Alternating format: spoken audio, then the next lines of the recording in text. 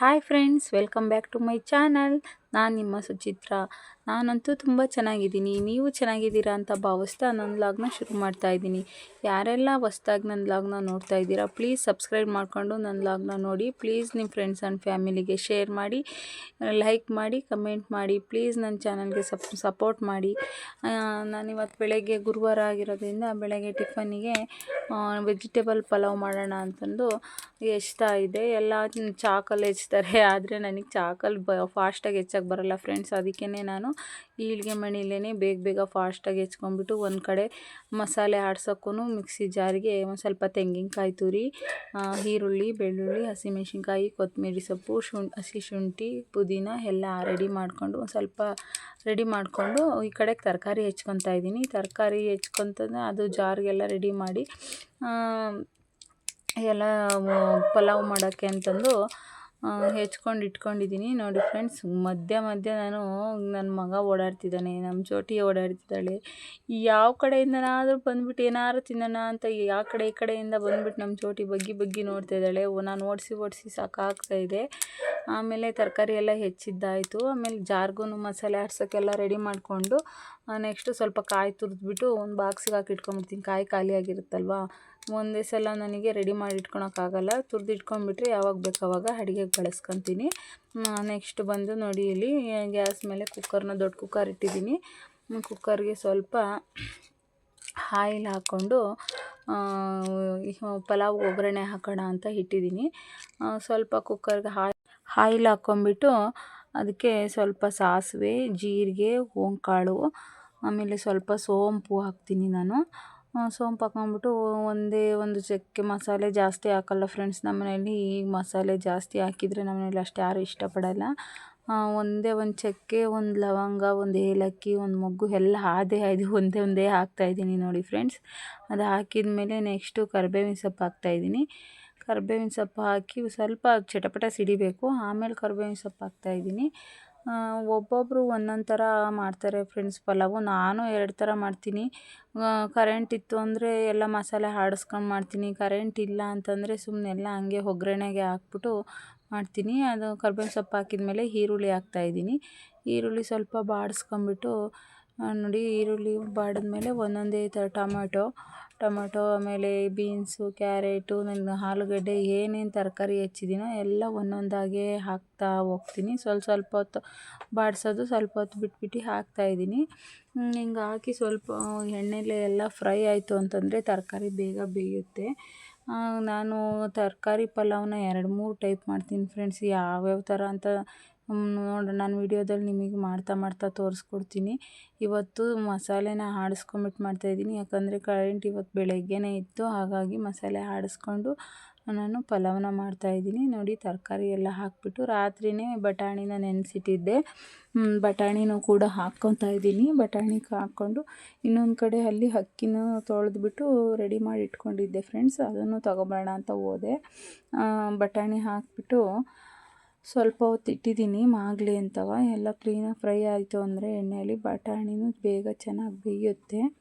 ಇಷ್ಟೆಲ್ಲ ಬೇಯೋದ್ರೊಳಗಡೆ ಮಸಾಲೆನೂ ಹಾಕ್ಕೊಂಬಿಟ್ಟೆ. ಅದಕ್ಕೆ ಮಸಾಲೆ, ಅಕ್ಕಿ ಎಲ್ಲ ಹಾಕ್ಕೊಂಬಿಟ್ಟು ಸ್ವಲ್ಪ ಉಪ್ಪನ್ನು ಸೇರಿಸ್ಬಿಟ್ಟು, ನಮಗೆ ಎಷ್ಟು ಅಕ್ಕಿ ಹಾಕಿದ್ದೀವೋ ಅದ್ರ ಡಬಲ್ಲು, 1 ಗ್ಲಾಸ್ ಹಾಕಿದರೆ 2 ಗ್ಲಾಸ್ ನೀರು, 2 ಗ್ಲಾಸ್ ಹಾಕಿದರೆ 4 ಗ್ಲಾಸ್ ನೀರು, ಈ ಥರ 1 into 2 ಥರ ನೀರು ಹಾಕಬೇಕು. ಮಸಾಲೆ ಆಡಿಸಿದ್ದು ಜಾರನ್ನು ಎಲ್ಲ ತೊಳೆದ್ಬಿಟ್ಟು ನೀರು ಹಾಕ್ಬಿಟ್ಟು ಅದನ್ನು ಎಲ್ಲ ನೀರು ಹಾಕಿ ಅಕ್ಕಿಗೆ ಎಷ್ಟು ಬೇಕೋ ಅಷ್ಟು ನಾನು ಅಳತೆ ನೋಡ್ಕೊಂಡು ನೀರು ಹಾಕಿ, ಎಷ್ಟು ಬೇಕೋ ಅಷ್ಟು ತಕ್ಕಷ್ಟು ಉಪ್ಪನ್ನು ಹಾಕಿಬಿಟ್ಟು ಲಿಡ್ನ ಕ್ಲೋಸ್ ಮಾಡಿ ಪಲಾವ್ದ ಅಲ್ಲಿ ಇದ್ದಿದ್ದು ನೀರೆಲ್ಲ ನೀಟಾಗಿ ಕ್ಲೀನ್ ಮಾಡ್ಕೊಂಬಿಟ್ಟು, ನನಗೆ ಒಂಥರ ಫ್ರೆಂಡ್ಸ್ ಯಾವಾಗಲೂ ಸ್ಟವ್ ಒರೆಸ್ತಾನೇ ಇರ್ತೀನಿ. ಒಂದನಿ ನೀರು ಚೆಲ್ಲಿದ್ರೆ ಸಾಕು, ಸುಮ್ಮನೆ ಬಟ್ಟೆ ತಗೊಂಡು ಒರೆಸ್ತಾನೇ ಇರ್ತೀನಿ. ಎಲ್ಲರೂ ಹಂಗೇ, ನಾನು ಒಬ್ಬಳೇ ಅಂತಲ್ಲ, ಎಲ್ಲರೂ ಅಷ್ಟೇ.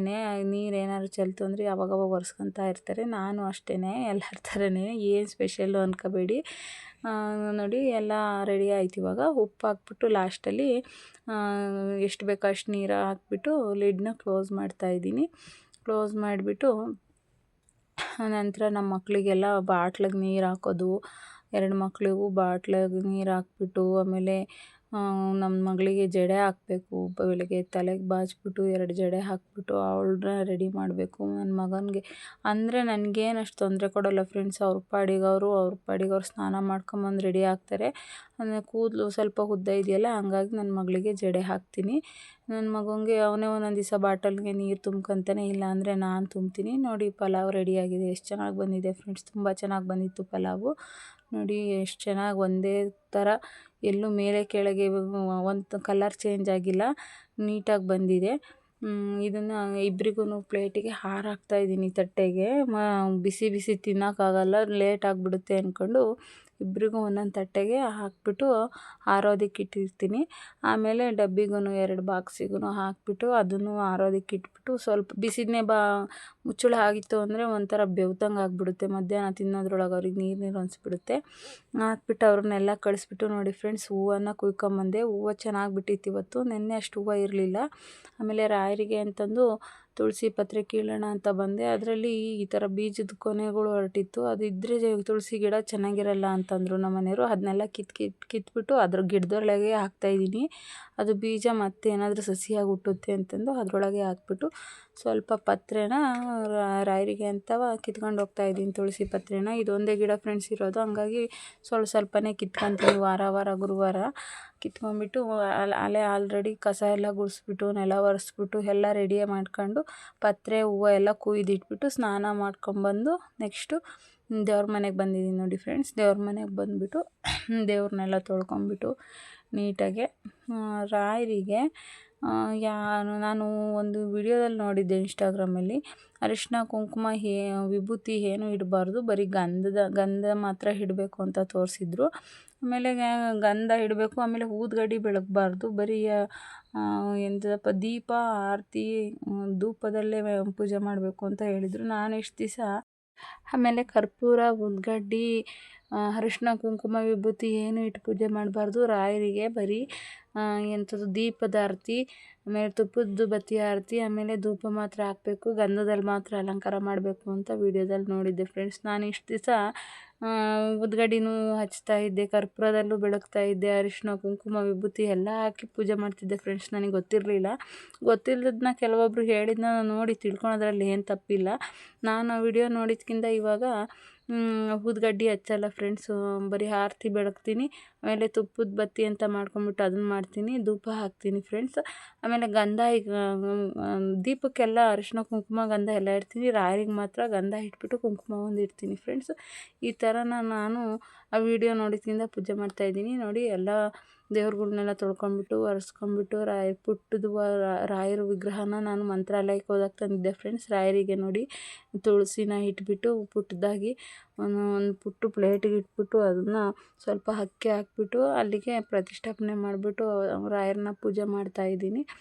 ರಾಯರಿಗೆ ತುಳಸಿಯಿಂದನೇ ಪೂಜೆ ಮಾಡಬೇಕು ತುಳಸಿ ಅಂದರೆ ತುಂಬ ಇಷ್ಟ ಅಂತೆ. ಅದಕ್ಕೆ ನಾನು ಒಂದು ಎಲೆ ಆಗಲಿ 2 ಎಲೆ ಆಗಲಿ ಗುರುವಾರ ಮಾತ್ರ ಇರೋದ್ರಲ್ಲೇ ಕಿತ್ಕೊಂಡ್ಬಂದ್ಬಿಟ್ಟು ನಮ್ಮ ಮನೇಲಿ ರಾಯರದು 3 ಫೋಟೋ, ಒಂದು ವಿಗ್ರಹ 2 ಫೋಟೋ ಇದೆ, ಸ್ವಲ್ಪನೇ ಆಗಲಿ ತುಳಸಿನ ಇಟ್ಬಿಟ್ಟು ಪೂಜೆ ಮಾಡ್ತೀನಿ ಫ್ರೆಂಡ್ಸ್. ಈಗ ಎಲ್ಲ ಕಡೆಗೂ ಒಂದೊಂದು ಹೂವು ಬಿಟ್ಟು, ಹೂವು ಇವತ್ತು ಚೆನ್ನಾಗಿ ಬಿಟ್ಟಿತ್ತು, ಹೂವು ಇಟ್ಬಿಟ್ಟು ನೋಡಿ ಪೂಜೆ ಮಾಡಿಬಿಟ್ಟು ಆರತಿ ಎಲ್ಲ ಮಾಡಿ ನೋಡಿ ಹಿಂಗೆ ಎಲ್ಲ ದೇವ್ರುಗಳಿಗೂ ಹೂವು ಇಡ್ತಾಯಿದ್ದೀನಿ ಫಸ್ಟು. ಆಮೇಲೆ ಇನ್ನೊಂದು ಇನ್ಸ್ಟಾಗ್ರಾಮಲ್ಲಿ ವಿಡಿಯೋ ನೋಡಿದೆ ಫ್ರೆಂಡ್ಸ್, ಅದು ಅವ್ರವ್ರ ನಂಬಿಕೆಗೆ ಪಟ್ಟಿದ್ದು, ನಾನು ಮಾಡಿಲ್ಲ, ಮಾಡಬೇಕು ಅಂದ್ಕೊಂಡಿದ್ದೀನಿ ಮುಂದಿನ ದಿನಗಳಲ್ಲಿ. 32 ಕಡಲೆಕಾಳನ್ನ ರಾತ್ರಿ ನೆನೆಸಿಟ್ಬಿಟ್ಟು ಬೆಳಗ್ಗೆ ಎದ್ದು ಅದನ್ನು ಹಾರದ ಥರ ಏರಿಸ್ಬಿಟ್ಟು ರಾಯರಿಗೆ ಮಾಲೆ ಥರ ಮಾಡಿ ಹಾಕಿಬಿಟ್ಟು ಸಂಜೆ ಅದನ್ನು ಒಂದು ಹಸುವಿಗೆ ಕೊಟ್ಟರೆ ನಾವೇನು ಸಂಕಲ್ಪ ಮಾಡ್ಕೊಂಡಿದ್ವೋ ಅದು ಈಡೇರುತ್ತೆ ಅಂತ ತೋರಿಸಿದ್ರು ಫ್ರೆಂಡ್ಸ್. ನಾನು ಮೊನ್ನೆ ತಾನೇ ನೋಡಿದೆ, ನೆಕ್ಸ್ಟ್ ವಾರ ಮಾಡೋಣ ಅಂದ್ಕೊಂಡಿದ್ದೀನಿ. ನಾವೇನಾದರೂ ಸಂಕಲ್ಪ ಮಾಡ್ಕೊಂಡ್ರೆ ಅದು ಈಡೇರುತ್ತಂತೆ ಫ್ರೆಂಡ್ಸ್. ಆ ಥರ ಕಡಲೆಕಾಳು ಹೂವಿನ ಮಾಲೆ ಮಾಡಿಬಿಟ್ಟು ರಾಯರಿಗೆ ಹಾಕ್ಬಿಟ್ಟು ಅದನ್ನು ಗೋವಿಗೆ ಕೊಟ್ಟರೆ ನಾವೇನು ಅಂದ್ಕೊಂಡಿರ್ತೀವೋ ಅದು ಈಡೇರುತ್ತೆ ಅಂತ ಒಂದು 2-3 ವಿಡಿಯೋದಲ್ಲಿ ನೋಡಿದ್ದೀನಿ. ಬೇರೆಯವ್ರು ಹೇಳಿದ್ದನ್ನು ಕೇಳಿದ್ದೀನಿ ಫ್ರೆಂಡ್ಸ್, ಆದರೆ ಮಾಡಿಲ್ಲ. ಮಾಡಬೇಕು ಅಂದ್ಕೊಂಡಿದ್ದೀನಿ. ನೆಕ್ಸ್ಟ್ ಮುಂದಿನ ದಿನಗಳಲ್ಲಿ ಏನಾದರೂ ಮಾಡಿದ್ರೆ ನಿಮಗೆ ತೋರಿಸ್ತೀನಿ ಯಾವ ಥರ ಅಂತವ. ನೋಡಿ ಆ ಥರ ತುಪ್ಪದ ಬತ್ತಿನ ಮಾಡ್ಕೊಂಬಿಟ್ಟು ಆ ಥರ ಬೆಳಗ್ಬಿಟ್ಟು ರಾಯರಿಗೆ ನಮ್ಮ ಮನೇಲಿ ಏನಿರ್ತೋ ಬೇಕಾದನ್ನು ನೈವೇದ್ಯ ಮಾಡ್ತೀನಿ ಫ್ರೆಂಡ್ಸ್. ನಾನು ಅದು ಇದು ಅಂತೇನಿಲ್ಲ. ಸೌತೆಕಾಯಿ ಇತ್ತು, ಅದಕ್ಕೆ ಕಾಯಿ ತುರಿ ಹಾಕ್ಬಿಟ್ಟು ಕೋಸಂಬರಿ ಥರ ಪಲ್ಯಾರ ಮಾಡಿಬಿಟ್ಟು ರಾಯರಿಗೆ ನೈವೇದ್ಯ ಮಾಡಿಬಿಟ್ಟು ಪೂಜೆನ ಮುಗಿಸಿದೆ ಫ್ರೆಂಡ್ಸ್. ಎಲ್ಲ ನೋಡಿ ಈ ಥರ ನಾನು ಪೂಜೆ ಮಾಡಿದ್ದೀನಿ ಇವತ್ತು ಗುರುವಾರ. ಫುಲ್ಲು ನೋಡಿ ಫ್ರೆಂಡ್ಸ್, ಒಂದು ಸಲ ತೋರಿಸ್ತೀನಿ. ಈ ಥರ ನಮ್ಮ ದೇವ್ರ ಮನೇಲಿ ಪೂಜೆ ಮಾಡಿ ಆಮೇಲೆ ತಿಂಡಿ ತಿನ್ನೋಣ ಅಂತ ಹಾಕ್ಕೊಂಡು ತಿಂಡಿ ತಿಂದೆ ಫ್ರೆಂಡ್ಸ್. ಈಗಲೇ ಒಂದು ವಾರ ಆಯಿತು ಫ್ರೆಂಡ್ಸು. ನಾನು ತಲೆಗೆ ಎಣ್ಣೆನೇ ಹಾಕಿರಲಿಲ್ಲ, ತಲೆನೋವು ಬಂದುಬಿಟ್ಟಿತ್ತು. ಸ್ನಾನ ಪೂಜೆ ಎಲ್ಲ ಆಯಿತು, ತಿಂಡಿನೂ ತಿಂದ್ಬಿಟ್ಟು ತಲೆಗೆ ಸ್ವಲ್ಪ ಎಣ್ಣೆ ಹಾಕ್ಕೊಳ್ಳೋಣ ಅಂತಂದು ಫಸ್ಟು ತಲೆಗೆ ಎಣ್ಣೆ ಹಾಕೋಕ್ಕೆ ಮುಂಚೆ ಎಲ್ಲರೂ ಅಷ್ಟೇ ನೀಟಾಗಿ ಸಿಕ್ಬಿಡಿಸ್ಬಿಡಿ.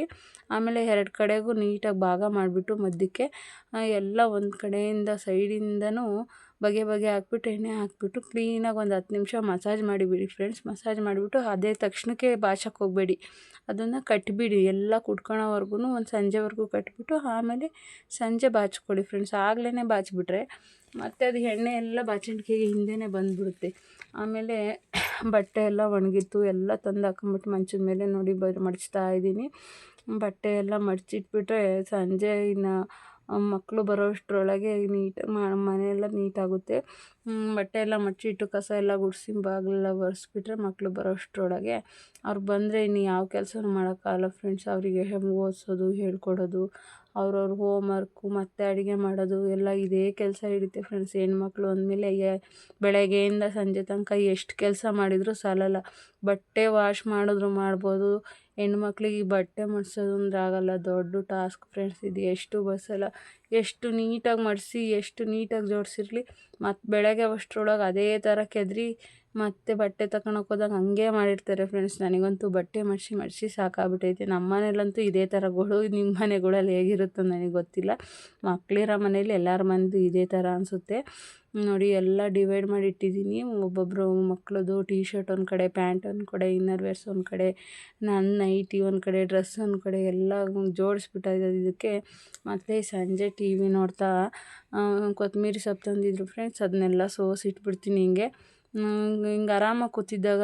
ಮೆಣಸಿನ್ಕಾಯಿ ಆಗಲಿ, ತರಕಾರಿ ಆಗಲಿ, ಹಿಂಗೆ ಸೊಪ್ಪಾಗಲಿ ಎಲ್ಲ ಸೋಸ್ಬಿಟ್ಟು ಟಿ ವಿ ನೋಡ್ಕೊಂಡು ಸೋಸ್ಬಿಟ್ಟು ಎಲ್ಲ ಫ್ರಿಜ್ಗೆ ಇಟ್ಬಿಡ್ತೀನಿ. ಮತ್ತು ಬೆಳಗ್ಗೆ ಟೈಮ್ ಅರ್ಜೆಂಟಿಗೆ ತಿಂಡಿ ಮಾಡುವಾಗ ಸೋಸ್ಕೊತ ಕುತ್ಕೊಳಕ್ಕಾಗಲ್ಲ. ಬೆಳಗ್ಗೆ ಏನು ಮಾಡೋದು ತಿಂಡಿನ ಅಂತ ಇಷ್ಟೊತ್ತನ್ನೆಲ್ಲ ಯೋಚನೆ ಮಾಡಿಬಿಟ್ಟು ಎಲ್ಲ ಹೆಚ್ಚಿ ರೆಡಿ ಮಾಡಿ ಇಟ್ಬಿಡ್ತೀನಿ. ಎಲ್ಲ ಹೆಣ್ಮಕ್ಳಿಗೂ ಅಷ್ಟೇ ಫ್ರೆಂಡ್ಸ್.